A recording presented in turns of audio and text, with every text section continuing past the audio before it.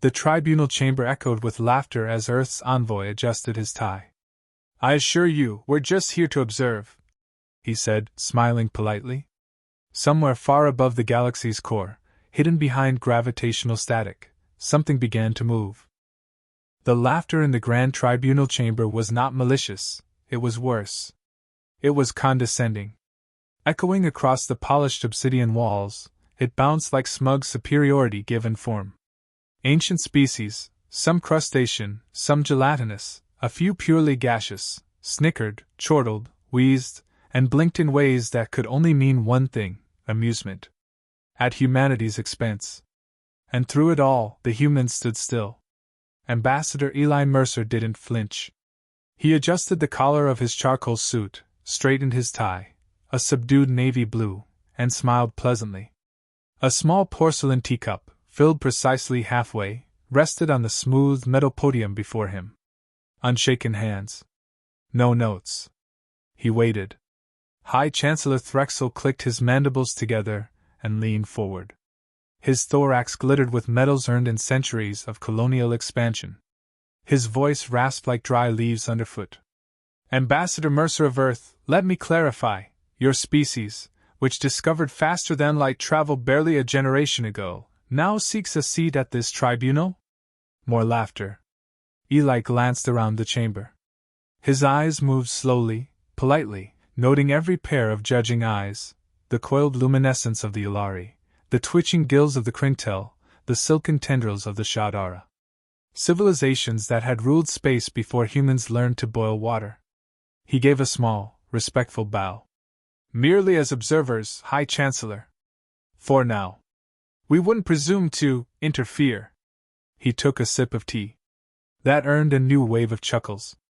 "Admirably humble," murmured Ambassador Jalak of the Amphibian Concord. His tone was diplomatic, but his wide-set eyes betrayed doubt. "Though I wonder if your request is premature?" Eli tilted his head, as if pondering a great mystery. "Possibly. Earth has a habit of being early. We were ahead of schedule when we invented nuclear weapons. Bit of a habit, I suppose." A hush followed. Brief. Tense. Then Threxel laughed again, this time louder. "Nuclear weapons? My dear human, we eradicated those before our species shed its larval forms." Eli's smile widened by the smallest degree. "We still keep ours around. Nostalgia, mostly." The archivist Sharonal, a plant-based being whose face resembled a spiraling orchid, turned one leafy tendril in thought. She had not laughed. Not once. A motion passed. Earth's observer status was granted but stripped of any speaking privileges in future sessions. It was ceremonial approval, the kind given to pets invited to royal courts. Eli accepted with a shallow nod. "Excellent," he said. "We appreciate the courtesy." As the chamber emptied, Threxel loomed near. "A word of advice, Mercer. The stars are not kind. You'll find little patience for naivety." Eli met his gaze, cool and unbothered. "Naivety is dangerous. But underestimation?" He sipped. "Fatal." Threxel blinked his top set of eyes. "Was that a threat?" "No," Eli said, setting the cup down. "Just tea." Back aboard the Yuan Whisper, Earth's envoy ship, Eli removed his blazer and loosened his tie. A small AI interface lit up beside him. "Transmission complete?" he asked. The AI's voice was crisp and distinctly female. "Yes, Ambassador. Tribunal session logged. Local probes remain undetected. Gravitational readings show increased chatter on dark band frequencies. Shall I prepare the next phase?" "Not yet." Eli walked to the viewing port, hands clasped behind his back.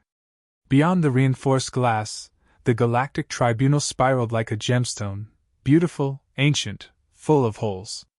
"They don't believe we belong," he muttered. "They're correct," said the AI. Eli raised a brow. "We don't belong in their council," it continued. "We belong above it." Later that cycle, an emergency session was quietly held among tribunal analysts. Something about silent anomalies in the outer defensive net. No one said human aloud. Not yet. Meanwhile, in a dim lounge aboard the station, Eli shared a drink with Ambassador Jalak. The amphibian's voice was lower now, careful. Your people are curious, he said. Too quiet. You smile too much. Eli chuckled, swirling the amber liquid in his glass.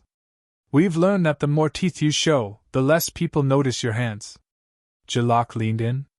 Tell me something honestly, Mercer. Why now? Why come here uninvited, unarmed? Eli looked thoughtful. To see how you react. Some species bark. Some bite. Some laugh. Laughter is interesting. You don't mind being laughed at? Not at all. He drained his glass. We just make sure we're the last ones laughing. Back on Earth, deep beneath the Arctic ice, something ancient stirred. Not biological. Not even alive in the traditional sense. But aware. A countdown began. In a quiet corridor near the station's diplomatic wing, the archivist Sharonal placed a tendril against a data interface. Records of humanity scrolled before her. Wars. Mass extinctions. Regrowth. Revolution. Invention. A rise that did not follow patterns, only improvisation. No genetic enhancements. No hive minds. No early cosmic luck. And yet they were here. Watching. She leaned back.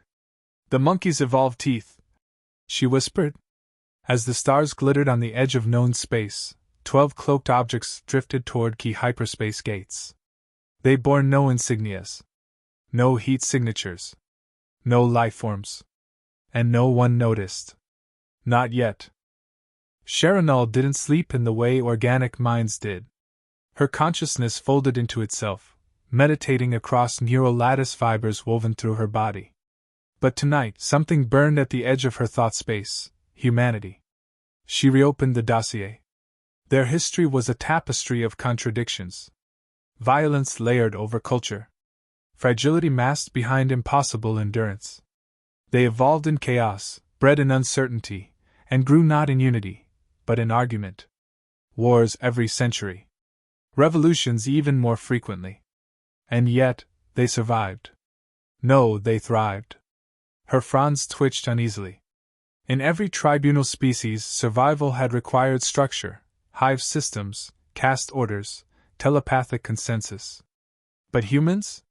They disagreed, broke rules, even sabotaged themselves, then adapted faster than any known species. She whispered to herself. They don't conquer their world. They outlast it. Meanwhile, Eli Mercer sat alone on the Whisper's observation deck, sipping tea that had long gone cold.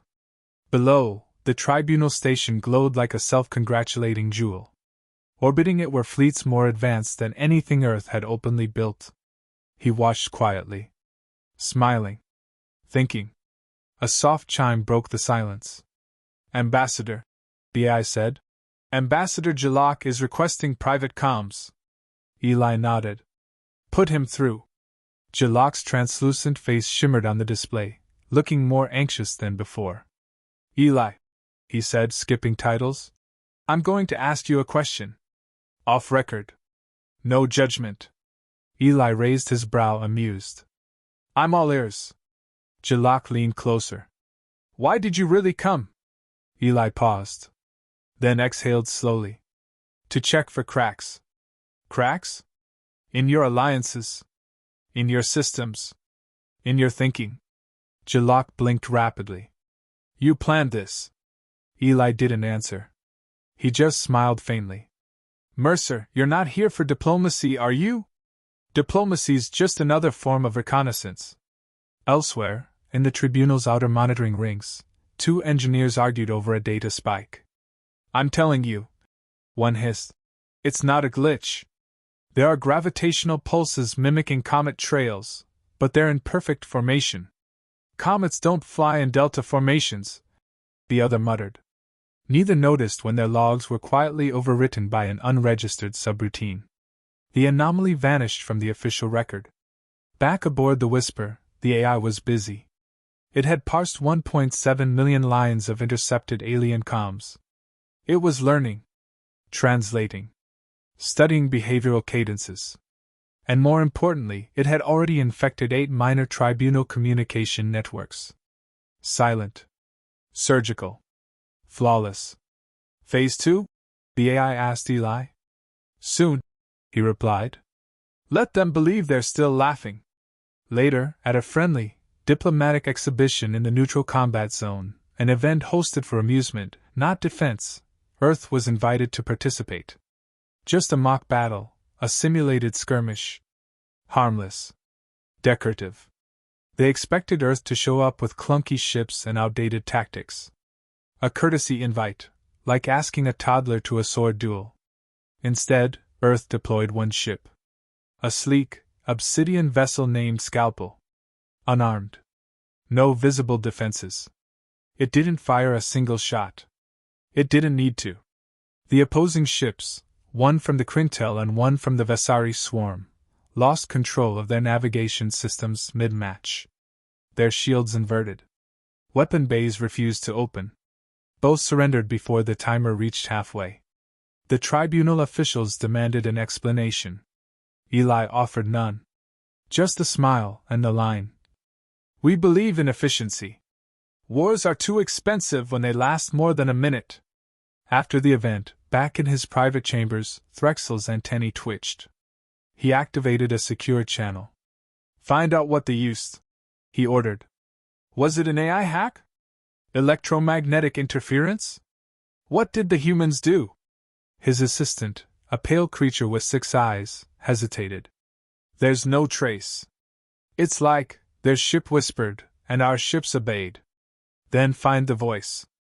Sharonell received a classified report that same night. She read the logs of Scalpel's movement. It wasn't just that the ship was silent, it was ghosted. It registered as a shadow until it acted. She flipped back to Earth's historical profile. This time, she didn't look for wars. She looked for patterns. And she saw it. Humanity didn't evolve by building perfect systems. They survived by bending imperfect ones. Every rule they followed, only long enough to find its loophole. She looked at Mercer's face again. Polite. Unassuming. Controlled. Too controlled, she whispered. Aboard the Whisper, Eli stood before a digital model of the Tribunal systems. The AI highlighted nodes, communication hubs, defense satellites, trade relays. He nodded. Any resistance? Minimal. They're too used to peace. They've forgotten paranoia. Perfect. He turned off the display. Walked back to the window. Out there, a galaxy full of species thought Earth was still behind. Still catching up. Still learning the rules. They didn't know Earth had stopped playing by the rules 2 decades ago. The Tribunal received a formal request from Earth the next day, requesting permission to demonstrate coordinated fleet maneuvers in the gravity well of Kepler 9b. Purpose: educational. Casualties: projected 0. Observers welcome. The request was signed, as always, Ambassador Eli Mercer. Threxel read it aloud, then slammed it on the table. Educational? They think we're fools. Sharonell, quiet in the corner, finally spoke. No, Chancellor. They think we're students. The demonstration over Kepler 9b began at dawn. From the Tribunal's orbital relay station, it looked ceremonial. Dozens of alien ships hovering in the pale light of the blue gas giant, their hulls glinting like polished teeth. And then, there was Earth's fleet. 5 ships. Small. Clean. Unadorned. No banners. No fanfare. Minimalist by design. Efficient by intent. Ambassador Jalak watched from the observation deck, his wide eyes narrowing. Only 5? They said coordinated maneuvers. Threxel sneered beside him. Let them dance. Their pride will break before their hulls do. Sharonell said nothing. She was watching the gaps. The space between the ships. The silence. The precision. On the bridge of the lead human ship, Yuyen Overture, Commander Nadera Wren tapped her fingers against the armrest. Her face was calm. No comms chatter. No visible stress. Engage, she said. One word. That's all. The 5 human ships began to move, not fast, not flashy. Their motion was fluid, natural, almost lazy. And yet, something was wrong. The alien fleets didn't notice at first. Then, their systems flickered. One by one, displays blinked out and returned. Slight recalibrations. Weapon targeting slowed by milliseconds. Thruster commands began executing with half-second delays. A harmless anomaly, perhaps. Until the human ships vanished. Not cloaked, gone. Gone from radar, gone from visuals, gone from gravitational telemetry. Gone like they'd slipped into a crack in space. A heartbeat passed. Then, crack. The Tribunal station's main screen lit up with a wide-angle view.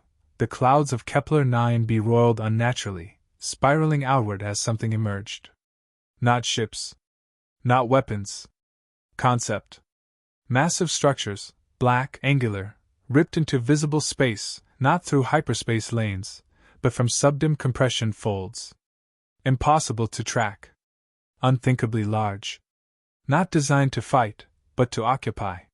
They formed a perfect geostationary perimeter above the gas giant, each projecting a triangular net of light into orbit, forming a lattice. A cage. Threxel leapt from his seat. "What is that?" Jalak whispered. "Those aren't ships." "No," said Sharonel, her voice calm. Their intentions made solid. Inside the tribunal chamber, chaos bloomed. Emergency protocols activated. High-speed data links crashed under the strain. Fleet commanders demanded clarification. Earth had said it was a demonstration. Now, their ships were inside tribunal-controlled airspace. The Tribunal's fastest interceptor squadron was dispatched. They never reached firing range. Midway, their engines shut off. Not exploded, just off. Systems went dark. Emergency power failed. Every backup circuit traced back to a single, silent failure. A single Earth drone, smaller than a shuttle, floated nearby. Untouched. Watching. The squadron drifted powerlessly in orbit. Embarrassed. Helpless. Eli Mercer arrived at the tribunal mid-panic. He adjusted his cuffs before entering the chamber. "Ambassador," Threxel barked. "What is this? What have you done?" Eli bowed politely. "The demonstration, Chancellor. You approved it. This is an invasion." "Not at all," Eli replied, walking toward the central podium. "We haven't fired a shot. We've merely rebalanced access." "You've paralyzed our fleet." Eli nodded. "Yes. But without casualties. We take pride in clean work." Jalak stepped forward. "What do you want, Mercer?" At last, Eli's smile shifted. It wasn't friendly anymore. It was honest. "We came here under false pretenses," he said calmly. "Earth was never interested in observation. We were testing the response time of the oldest empires in the galaxy. Testing how long it would take you to notice a threat. The answer, too long." Sharonel's tendrils twitched. "This was always a trap." Eli raised his hands slightly. "Not a trap. A demonstration, as promised. You assumed we were harmless because we arrived late to the party. But humans are peculiar." He looked around the room. "We don't need centuries of expansion. We only need one good reason. And one open door." News began flooding in. Trade relays offline. Wormholes under surveillance. Earth had positioned silent fleets in deep shadow across the galaxy, using subspace folds and gravitational weak points no one else had bothered to study. Because no one expected a predator to arrive after the ecosystem was stable. Threxel slammed his claw on the table. "We will retaliate." Eli sipped tea from a fresh cup, unshaken. "With what, Chancellor?" He tapped a control on his wrist. Suddenly, the main chamber's lights dimmed. A projection filled the air, Earth's full active deployment. Drones. AI combat platforms. Psychological warfare clusters. Orbital mind inhibitors. Systems that didn't even exist in the known defense catalogs. You see, we didn't just come to join your tribunal, Eli said. We came to audit it.